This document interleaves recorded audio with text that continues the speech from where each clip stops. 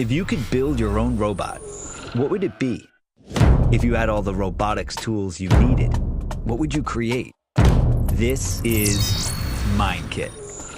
It's the first all-in-one robotics developer kit with the software and hardware to get started with robotics. Mind Kit has 3 core modules. The Cerebrum is a single-board computer where you control the robot's sensing and decision-making. The servo controller helps create and control movement. You can easily connect up to 20 servo motors simultaneously. MindKit's high-capacity battery is built specifically for robot functionality. Our operating system, MindOS, is purpose-built for coding robots. What can you create?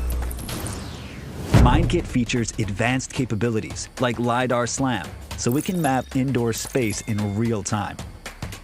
So if you want a robot that recognizes people and gives them a hug,